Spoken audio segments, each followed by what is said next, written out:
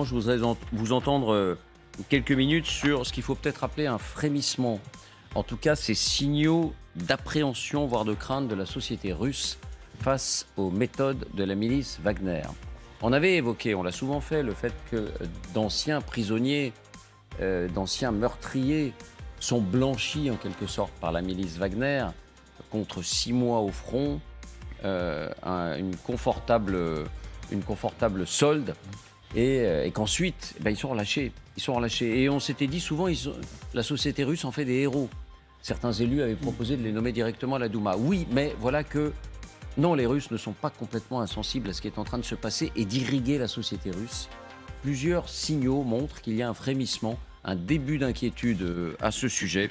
Alors voyons lesquels et puis on va voir quel enseignement il faut en tirer. Voici les indispensables avec Justine Fraissinet. Bonsoir Justine. Bonsoir David, bonsoir à tous. La population russe, en tout cas une partie de la population, commencerait donc à s'inquiéter de ces méthodes de la milice Wagner. Oui David, et ce qui choque notamment les Russes, c'est le blanchiment des ex-détenus après qu'ils ont combattu en Ukraine. Rappelons que quelle que soit leur peine, les prisonniers russes peuvent s'engager sous la bannière de Wagner et qu'au bout de 6 mois, s'ils ont la chance de s'en sortir, ils sont amnistiés, des hommes blanchis qui retrouvent leur pleine liberté. Sauf que certains profils commencent effectivement à inquiéter l'opinion publique russe. Dans plusieurs posts de la chaîne Telegram d'information russe Baza, on apprend que la population a par exemple été mise en garde par téléphone dans certaines villes par des hommes se présentant comme des officiers de police. Ces policiers avertissent que certains de ces hommes ont été autrefois condamnés pour pédophilie. Les policiers demandent aux moscovites par téléphone de garder les enfants à l'intérieur la nuit parce qu'ils peuvent être attaqués par ces ex-prisonniers et soldats de Wagner qui ont été libérés. Vrais ou faux policiers, en tout cas, ces appels ont visiblement créé l'émoi et suscité des débats. Certaines familles de victimes de ces hommes auraient rédigé des plaintes dont des journaux locaux ont rendu compte. Bref, c'est une controverse à bas bruit qui gagne peu à peu la Russie. À tel point qu'Evgeny Prigojine lui-même, le patron de Wagner, s'en est agacé. Pour lui, je cite, « Les défenseurs de la Russie sont trop souvent présentés comme des méchants et des criminels, même dans les médias officiels. » Et Prigojine va même plus loin puisqu'il demande à la Douma de modifier le code pénal russe pour punir de 5 ans de prison toute personne, je cite, qui publierait des informations négatives sur les volontaires de guerre russes, y compris les condamnés. Et ces craintes se concentrent notamment sur quelques profils particuliers. Il y a un cas particulier qui concentre l'attention. Oui, notamment celui de cet homme, Alexander Tchultin. Il a 66 ans, il est agent immobilier de profession à Saint-Pétersbourg. Aujourd'hui surnommé l'agent immobilier noir parce qu'il est devenu en quelques années l'un des meurtriers les plus effrayants et les plus cruels de Russie. Tchultin a notamment été condamné pour avoir fait liquider toute une famille pour solder un litige financier avec son associé. Par vengeance, il engage un tueur professionnel. Cet homme tue d'abord la fille de son associé, 14 ans, à coups de hache, puis sa femme d'une balle dans la tête, puis le fils, 11 ans, à coups de hache aussi, et enfin l'associé lui-même de plusieurs balles dans la tête et dans la poitrine. Le tout pour 10 000 $. L'affaire ne sera élucidée que 13 ans plus tard, suite à une seconde affaire. Après le suicide de sa femme en 2017, Tchultin refuse de partager l'héritage avec sa belle-sœur. Elle le poursuit en justice et pour la pousser à abandonner les poursuites, Tchultin décide de lui faire peur en tuant sa fille. Là encore, il fait appel à un tueur à gages. Il a toutefois une requête un peu spéciale cette fois. Il veut voir personnellement le corps. En 2021, Alexander Tchultin est arrêté et condamné pour ces 2 affaires. Et comme les autres ex-détenus donc recrutés par Wagner, cet homme dont vous venez de parler, aujourd'hui, il est blanchi, il ne retournera pas en prison. Oui, il est désormais libre, un homme parmi les hommes. Après n'avoir purgé que 3 ans de prison alors qu'il lui en restait 20, il accepte un contrat de 6 mois avec Wagner. Il quitte sa colonie pénitentiaire, vous allez le voir, qui se trouve dans le nord-ouest de la Russie. Puis il suit une courte formation à Rostov-sur-le-Don et il part finalement se battre en Ukraine. Précisons qu'il a 66 ans et qu'en théorie, Wagner fixe l'âge limite de ses combattants à 50 ans. Alors qu'est-il devenu aujourd'hui? Eh bien, il a survécu au combat, Wagner l'a libéré et en décembre, il a rejoint la Russie, puis il s'est installé en Turquie, à Antalya avec sa femme. Aujourd'hui, c'est effectivement un homme libre, blanchi de ses crimes, sans avoir purgé sa peine. Sauf que là, ça ne passe pas inaperçu. Et c'est peut-être le cas de trop, d'une certaine manière. Oui, parce qu'un premier site russe, 47 News, a révélé cette information mardi et depuis, elle circule partout dans la presse russe. Evgeny Prigojine a lui-même été interpellé au sujet de ce combattant et vous allez voir qu'il répond avec le raffinement qu'on lui connaît. Ce prisonnier est allé à la guerre et à la mort. Par miracle, il a survécu. C'est un meurtrier, mais à la guerre, il vaut 3 ou 4 suceurs d'œufs, voire plus. Parmi ces hommes, il y a votre fils, votre père et votre mari. Et il ajoute, vous êtes plus disposé à laisser un agent immobilier tueur partir en guerre que vos proches, alors même que vous recevrez sans doute vos proches, contrairement à cet homme, dans des cercueils en zinc. On peut lire aussi qu'Alexander Tyutin mériterait même, selon lui, la médaille militaire du courage. Merci Justine. Alors, ce qui nous intéresse, c'est qu'encore une fois, on a vite tendance à décrire cette société russe comme cette opinion russe comme complètement insensible à ce qui est en train de se passer. Visiblement, ça n'est pas tout à fait le cas. Anne, vous qui gardez des connexions, vous ne pouvez plus aller en Russie aujourd'hui, mais vous gardez beaucoup de connexions, comme vous, Alexander. Donc, c'est à vous que je m'adresse en priorité.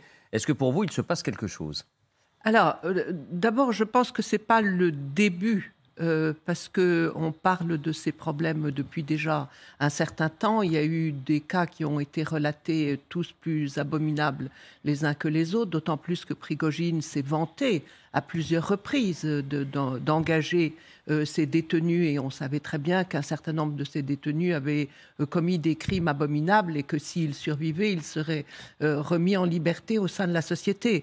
C'est dire que toute famille russe comme française, comme dans n'importe quel pays, est extrêmement inquiet d'une situation de ce type. C'est dire aussi qu'au sein de l'armée, il doit y avoir un nombre de militaires, à mon avis, très important, qui ont tout simplement honte de ce qui se passe dans le pays à l'heure actuelle. Mais ça ne se manifestait pas vraiment. Là, on a le sentiment, enfin en tout cas, on en perçoit les signaux. Alors, je n'ai pas les moyens de dire si véritablement c'est le début d'un phénomène ou non dans ce domaine-là. Mais on voit au travers des enquêtes de terrain, des enquêtes d'opinion, qui malgré tout un certain nombre restent fiables, faites par des centres d'opinion publique qui sont très sérieux, qu'il y a une évolution de la société qui est très certaine. Et il y a un point qui m'a particulièrement frappé ces derniers temps, c'est la question des responsabilités et la question de l'influence que les gens estiment avoir ou ne pas avoir sur l'évolution du pays. Alors, on a beaucoup décrit la société russe comme une société repliée sur elle-même, où les Russes qui pensaient tout simplement ne rien pouvoir faire en dehors de leur sphère privée, familiale et amicale, c'est de moins en moins vrai. Et il y a un nombre croissant, avec une évolution qui a commencé en fait depuis déjà 3 ou 4 ans, de personnes qui se sentent responsables de l'évolution du pays, et d'autre part qui disent, et c'est pas neutre quand même, 1 sur 5, une personne interrogée sur 5 dit, mais moi j'estime que je peux avoir une influence sur l'évolution du pays. Donc, mais vous voyez, là, vous ne parlez pas d'un mouvement enclenché par la guerre, non, c'est en règle accéléré par la guerre. Mais on peut estimer que ça a été accéléré par la guerre. Alexander, est-ce que vous considérez que ces signaux, c'est quelque chose de significatif? Depuis le 24 février, on observe à la loupe les prémices de frémissement de cette opinion publique qui n'arrive pas. Donc, il faut constater ça dès le départ. Ensuite, il ne faut pas prendre, David, nos désirs pour des réalités. En fait, moi, dans ce phénomène qui était montré, je vois 2 volets. Le premier, c'est la criminalisation de la société russe. Parce qu'il faut dire que Prigojine a transformé, le Wagner, transformé cette société en summum de perversité, où les gens qui sont incarcérés pour meurtre sont obligés de commettre d'autres meurtres pour retrouver leur liberté. Donc c'est la criminalisation des consciences. D'autres meurtres, vous voulez dire? D'autres meurtres au front, c'est-à-dire qu'ils sont envoyés au front pour tuer des Ukrainiens, pour retrouver leur liberté. Donc c'est la criminalisation des consciences qui imprègne aujourd'hui la société russe. Déshumanisation aussi. Et l'autre volet, ce que Anne avait évoqué, c'est la puissance des réseaux sociaux. Donc les réseaux sociaux ne connaissent pas les frontières. C'est-à-dire aujourd'hui, il suffit d'être sur TikTok et connaître le russe pour s'apercevoir à quel point la virulence des réseaux sociaux en Russie s'exprime à propos de la guerre. La virulence, dans quel sens? Virulence, contre qui? c'est-à-dire non seulement le rejet de la méthode, comment la guerre est gérée, mais aussi la question concernant la guerre elle-même. C'est-à-dire les Russes rejettent, surtout les jeunes Russes, qui rejettent aujourd'hui la guerre en tant que telle. Ils comprennent qu'il s'agit aussi d'un suicide de la Russie. Non seulement tuer les Ukrainiens, mais aussi tuer l'avenir, c'est-à-dire priver la Russie de forces vives. Mais le problème, c'est qu'aujourd'hui, ces réseaux sociaux, c'est-à-dire le clic, l'instantanéité du clic qui traverse les frontières, eh bien, ne se transforment pas en réalité politique sur le terrain. Donc, c'est-à-dire, il y a des connexions entre les réseaux sociaux d'un côté qui montrent leur vivacité, vitalité et aussi la virulence, mais ça reste ce qu'on appelle en Russie l'opposition non systémique. Parce que c'est une dictature. Parce que c'est une dictature. Ou est-ce qu'il y a autre chose? Et il y a deux Russies, en fait, aujourd'hui, que je constate à travers cette histoire. Il y a une Russie plutôt jeune, la Russie urbanisée, la Russie connectée, interconnectée avec le monde, la Russie qui cherche ses informations sur TikTok, que j'ai déjà cité, ou sur d'autres réseaux sociaux, c'est-à-dire la Russie qui vibre à l'unisson du monde du 21e siècle. Mais il y a l'autre Russie, la Russie qui est toujours biberonnée, je voulais dire à la Pravda, mais il n'y a plus de Pravda, la Russie qui est biberonnée aux mensonges de la propagande officielle. Et ces deux Russies-là ne se rencontrent pas pour le moment. Laquelle est la plus nombreuse? Évidemment, la Russie qui est biberonnée à la propagande, qui est zombifiée par le mensonge, et aussi tétanisée, inhibée par la peur. Est-ce qu'une partie de la Russie, la première partie dont vous parlez, n'a pas simplement voté avec ses pieds, c'est-à-dire qu'elle n'a pas quitté le pays? Ça, vous touchez un point sensible, évidemment, parce qu'à peu près 1 million, il n'y a pas de chiffre exact, mais l'immigration russe est beaucoup plus importante aujourd'hui que celle qui était après la révolution bolchevique de 1917. 1 million de Russes, c'est-à-dire les forces vives de la nation, ils ont déjà voté avec leurs pieds, ils ont quitté la Russie. Donc la Russie aujourd'hui est vidée justement de ces jeunes générations, c'est-à-dire Poutine leur a volé leur propre avenir, ce qui constitue déjà un crime en soi. Et donc ceux qui sont restés en Russie, ils sont soit emprisonnés, soit déjà assassinés. Michel, Jean, une remarque? Oui, moi je ne m'avancerai pas bien sûr sur un domaine dans lequel madame, et si vous êtes bien plus expert que moi, je voudrais simplement faire une remarque un peu marginale et dire que ce focus se fait sur Wagner, sur ce scandale effectivement de meurtriers qui sont libérés, vient contrebalancer, je dois dire, au bon moment, le scandale de tout ce qui se passe en Ukraine par ailleurs. La corruption. Tous ces problèmes de corruption. Je pense qu'il peut y avoir là aussi une espèce d'utilisation de ces scandales véritables. Hein. Je ne nie pas du tout ce qui se passe en Russie et chez Wagner, mais ça vient au bon moment pour contrebalancer ce genre de choses. Parce que l'opinion publique est assez sensible à tout ce qui peut se passer dans le domaine de la corruption, dont on parlait avant, mais pour lequel nous n'avions pas de faits réellement montrés. Ils sont aussi tout à fait sensibles, nos opinions publiques aussi, à ce qui se passe en Russie.